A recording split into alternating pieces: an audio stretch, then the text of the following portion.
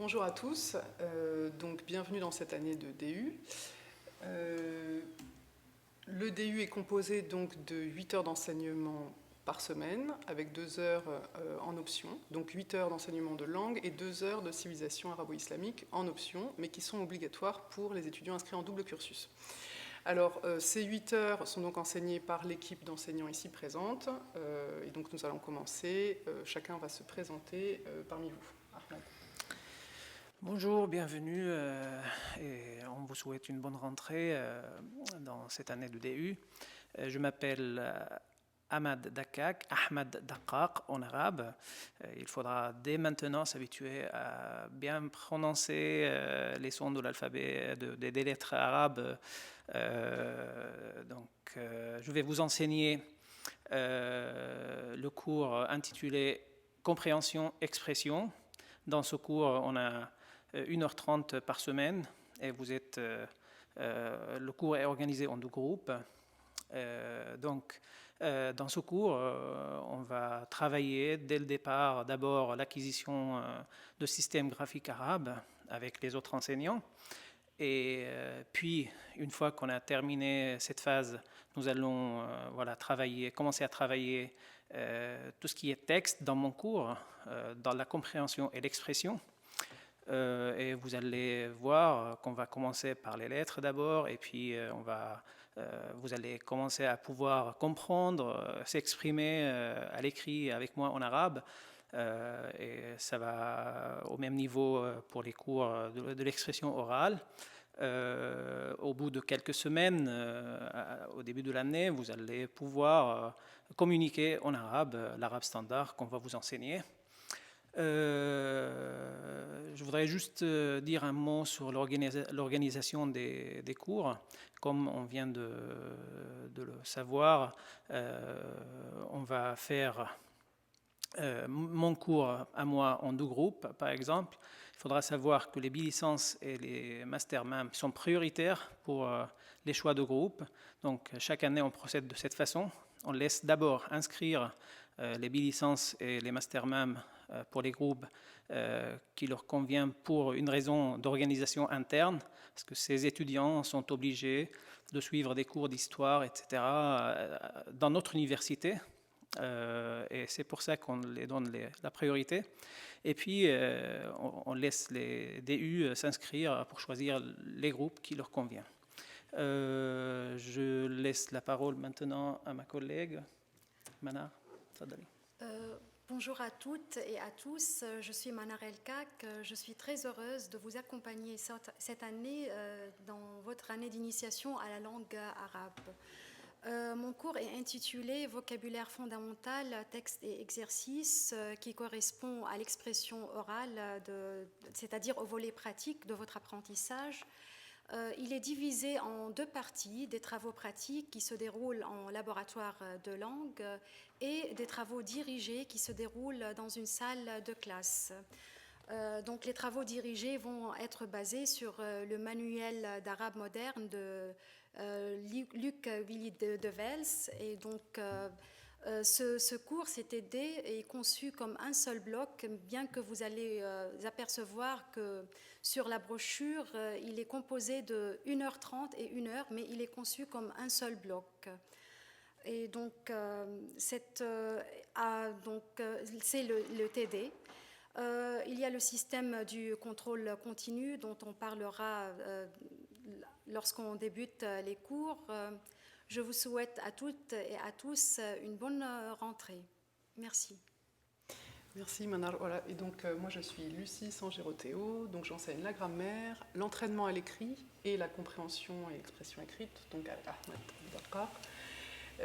Il y a également Samy d'Orléans, maître de conférence ici à Paris 4, qui s'occupe de l'initiation à la civilisation arabo-islamique, qui est donc, je le répète, en option pour les étudiants de DU, mais obligatoire pour les étudiants en double cursus, en bilicence. Voilà. Donc, je voudrais ajouter juste une chose. Donc, comme notre collègue vient de préciser qu'il faut de l'amour, de l'enthousiasme pour pouvoir avancer dans votre apprentissage de la langue arabe, et il faudra beaucoup d'organisation. On va vous distribuer beaucoup de fiches au fil des semaines, donc il faudra être très organisé dès le départ pour pouvoir gérer tout ce flux des fiches et pouvoir les retravailler parce que ces fiches, vous n'allez les trouver nulle part ailleurs que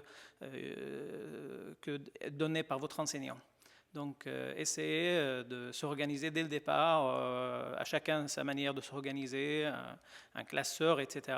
Vous êtes maintenant, vous savez gérer ce type de situation, donc c'est à vous de s'organiser dès le départ pour ne pas perdre une fiche, etc. Oui, et j'ajouterais même que au niveau des efforts à fournir pour ce qui est de la différence entre donc, francophone, dialectophone et arabophone, c'est sûr que les francophones vont devoir fournir un effort plus fourni au début d'année. Ensuite, l'inégalité des chances a ses limites, c'est-à-dire que, en gros, c'est un travail régulier qui va vous permettre à tous, francophones comme dialectophones, de pouvoir acquérir le niveau nécessaire en fin d'année pour l'obtention du diplôme. Généralement, on vous dit qu'il faut 3 heures de travail à la maison pour 1 heure de travail en classe. Donc, nous ne répéterons pas assez ce credo. On insiste beaucoup sur le fait que donc, ce travail que vous allez effectuer à la maison est capital pour l'obtention de votre DU. À ce propos, la différence entre le DU et la licence 1, alors peut-être quelques-uns parmi vous souhaitent s'inscrire en licence 1 et se sont égarés par ici. Donc, quelle différence entre les deux cursus? L'année de DU, c'est une année préparatoire intensive. Donc, comme l'avait dit Éric Gauthier, qui se concentre essentiellement sur les enseignements de langue et non pas sur la langue. Si on veut parler très en pratique, si vous devez choisir entre une inscription entre le DU et la première année de licence, quelles sont les notions que vous devez maîtriser en fin de DU? Alors, il y a tout d'abord évidemment la graphie de l'arabe. Vous avez également les conjugaisons de l'accompli et de l'inaccompli, indicatif, subjonctif, apocopée. Les formes dérivées 2 à 10, les verbes de première forme issus de racines faibles, assimilées, concaves, défectueuses et hamzées. La syntaxe de la phrase nominale, donc mubtada et khabar pour ceux qui y sont familiers, et de la phrase verbale, les propositions relatives, et enfin les propositions complétives introduites par inna, anna et an. Donc, si vous maîtrisez toutes ces notions, il est possible pour vous de vous inscrire en licence 1. Si vous hésitez, et si vous hésitez encore au niveau du choix entre les 2 années, vous pouvez vous autotester de façon très très simple. Vous choisissez un article de journal que vous ne connaissez pas, que vous découvrez, vous essayez donc de le lire, de le vocaliser, et ensuite de justifier votre vocalisation, c'est-à-dire de savoir exactement pourquoi vous avez vocalisé de telle ou telle façon ce texte. Si vous en êtes capable, si vous sentez que vous en êtes capable, vous pouvez vous inscrire en licence 1. Je rappelle que donc le choix de s'inscrire en DU ou en licence 1 revient aux étudiants. Pour finir, nous vous invitons